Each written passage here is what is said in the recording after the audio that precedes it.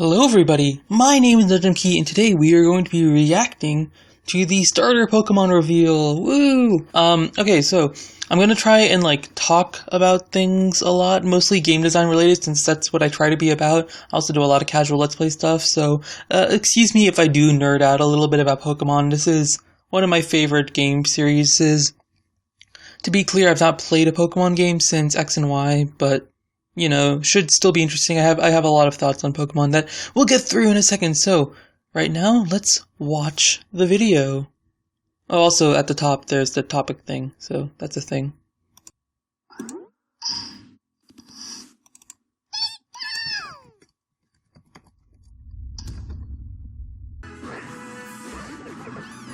Boom, there they are. Okay, so initially, they looked fine. It's kind of weird for the fire type one to be mostly black in design, but then again, we now have a grass flying type, which caught me off as first when I heard about it. I don't think it's that bad, honestly. It breaks up the continuity is the thing with the other games, but the thing is, you run into so many grass and water type Pokemon that even if they change the base type, it's usually not that big of a deal. Say if they made Froakie water dark, it wouldn't be that big of a deal because you run into so many water Pokemon anyways. I do like the look of the game. I like this, the models. If you look here, check this out. Okay, stop here. Look at this guy's model for a sec. Can you see? You can't see my mouse? Oh no, that makes everything so much harder. Okay, so in this screenshot that I've paused it at, look at the left and notice the guy's model has a different model than your character, which doesn't seem like a big deal, but in Pokemon X and Y, when they first went 3D, they took the player model and they reused it for 20 different characters in that game, which they kind of had to do, right? Because you're making the transition from 2D to 3D. Oh wow, that text looks weird. Anyways, so you have 3D models now, right? It seems like the natural progression for Pokemon. But that came with a lot of problems initially. You might notice Pokemon X and Y had a lack of endgame content, and even the Hoenn region games had a lack of endgame content, right? Because they cut out the Battle Frontier, and they made some PR bullshit up of oh, but players weren't using it. Yeah, no, players love the Battle Frontier, but they couldn't include it because they wanted to have that new Rayquaza questline they were having, and probably because they had to animate a bunch of 3D models, right? And that's not a small thing. I mean, there was 700 Pokemon at that point of the Hoenn region and X and Y. So you had to animate all of those Pokemon and animate moves for them all, right? Which is why, if you notice, Hoenn region had a bunch of moves that were changed from X and Y, because in X and Y they just made the bare bones basic for that move to work, and then in the Hoenn region 3D game they polished it up because they had the time to do that. So as we move forward, Pokemon will probably get a lot better at this 3D model stuff. It'll be interesting to see if any new effects came out, how the endgame content is as well, because they've been simplifying down the endgame content for a while now, which isn't necessarily a bad thing. It speaks to their casual consumer base, right? We don't need to make every single player who wants to play online competitively reach level 100, right? And if anything, it's actually really painful to do that. And making the moves easier to obtain, I think that's good for all players. Making TMs permanent, you don't use them up, that's good for all players, right? It does to an extent limit the way you can explore, I guess, or the way you can reward exploring. But it's Pokemon, you know, Pokemon has so much good stuff to explore anyways. I don't think it's going to matter.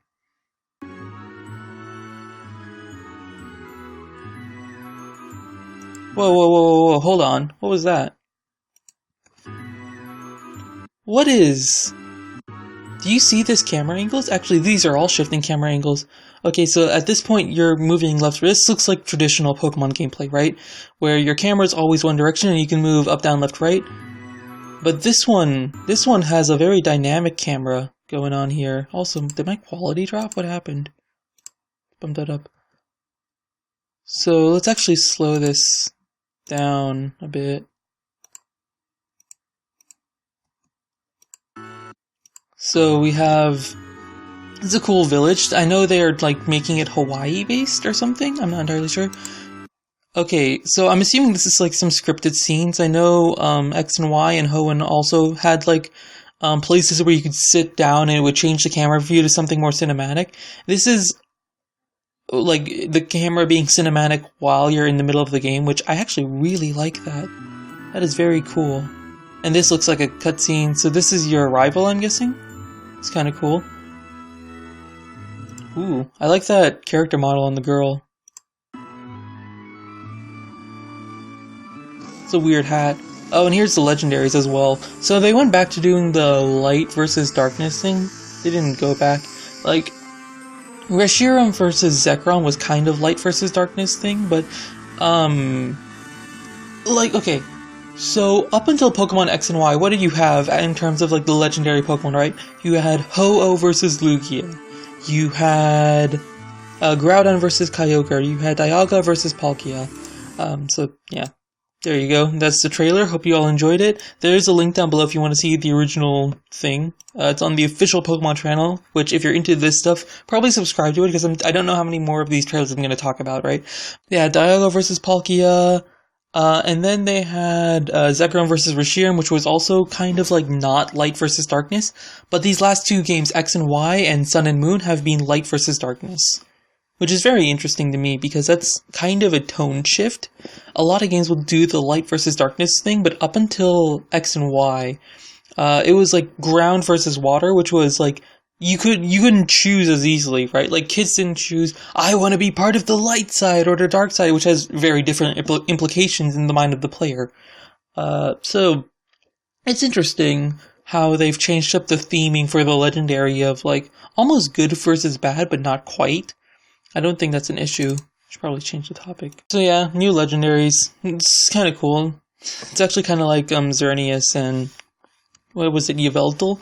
Because the dark ones flying and the normal ones, instead of a deer thing, they made it a lion, which is much more heroic, right? I can dig the design of the new Pokemon. I mean, granted, right? It's sun versus moon. You can't really get any more light versus dark than that. It would kind of be awkward if they didn't make it light versus dark. The real question is, what kind of legendaries will they design for purple versus brown version, right? Alright, so let's look back at these starters real quick. Boom. Okay, so there's the money shot. Okay, so what's the first thing you think about when you think of Pokemon, right? You think of exploration, you think of collecting Pokemon, and you think of exploring a giant world, right? One where you can fly all over the place, and it's like, oh, there's all sorts of places to go. And admittedly, a lot of those places are kind of similar. They're all like towny areas, or foresty areas, or cave sort of areas, right? But you're constantly motivated to explore them, and they differentiate themselves via the Pokemon inside them, the NPCs inside them, right? Some of them will have unique area events like Pokemon contests and the like, right? So I'm just bringing that up, like thinking generally, what do you want to think about with Pokemon? Because honestly, this trailer didn't reveal too much. Oh, that's a cool shot.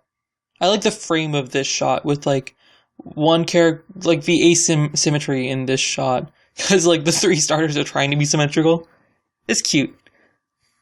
That seal's actually adorable. So let's take a look at them. Grass flying. Did he move his head weird? Oh, he does! His head moves independent of his feet in a really unnatural way given the setting, but okay, you know, sure. So, they've given him sort of a grass bow tie, which is cute. I'm assuming that's going to work into his final version. We've actually not had an owl Pokemon in a while, or even a grass flying. Actually, wait. We have a grass flying for the first time since Tropius, right? I don't think there was any design, like, balance reason why you wouldn't want a starter grass flying. Like, because you have to remember, back in Gen 3 when Sableye was released, Sableye was a Pokemon with 0 type disadvantages, right? And because of that, they didn't make him very strong. They made him a very weak Pokemon, right? But Rowlet, I guess that's his name. It's a cute name, I guess. Rowlet is a Pokemon that's grass flying. It's still weak to, like, fire, I guess rock type. I don't know if it would be weak to rock type, because it looks like its primary thing would be flying, but I don't know. It doesn't even really look like a grass type at all, does it? Like, except for the grass bow tie.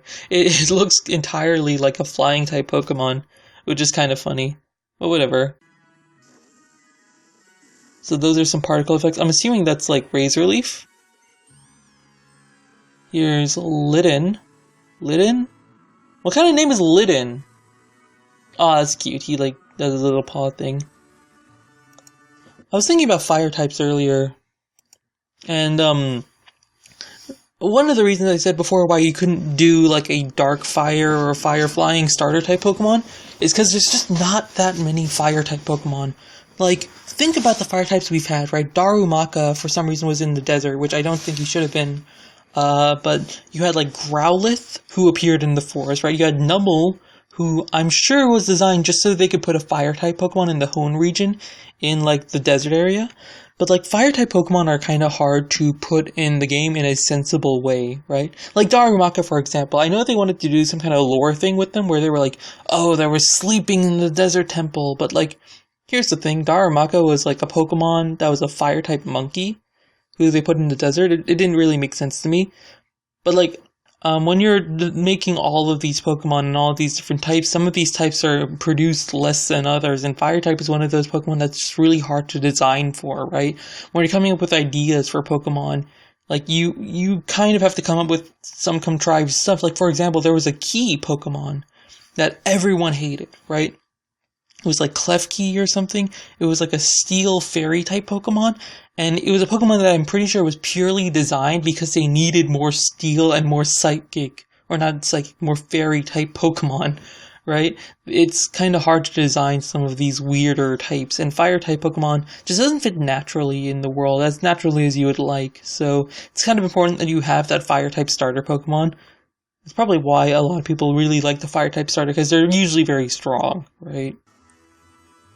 And then we have Poplio. God, that name's as awkward to say as Oshawott was. Oh, he does like a little pose, that's cute.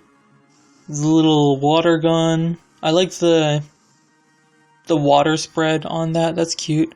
Oh, so this is the world. So let's talk a little bit about this. So from my understanding, this is the Aloha region. It looks very island heavy. It has like 2 separate areas with islands on them, and then there's like another shore coast town thing. I like it. I know they're trying to differentiate their areas a bit more since X and Y, since they started doing the giant city thing. Because you have to realize in those older Pokemon games, the towns were they were very similar, right? It was like, here's a town with 3 or 4 houses and a gym leader, and here's another town with 3 or 4 houses and a gym leader. Here's another town with 3 or 4 houses and a gym leader, right? And so now they're starting to vary up the cities. They're trying to vary up the locations a little bit. If we play this out, there's like the volcano, looks like. Probably where the main story event's going to be. Those are weird tiki heads. So this is definitely a Hawaiian area. I think those are palm trees. Probably not. And here's like the classic city they're trying to do now. There's even palm trees. Look at that. There's palm trees all over the city. So they're trying to make this a more tropical setting. Trying to differentiate it from the other areas in the game, right? Which I quite like. I quite like that a lot. I'm kind of excited for the new game. I don't know if I'll pick it up yet. There's like so many games I want to play, but when's the release date? November 18th. Okay, so at the end of the year, sure. They're trying to do the whole a new Pokemon game every year thing. I wonder if it's like straining them a little bit. I don't know. It looks alright. I might buy it. It's been a while since I've gotten into a Pokemon game, and those are usually really fun. Thank you all for watching. My name is nujumkey. I'll see you guys in my next video. Goodbye.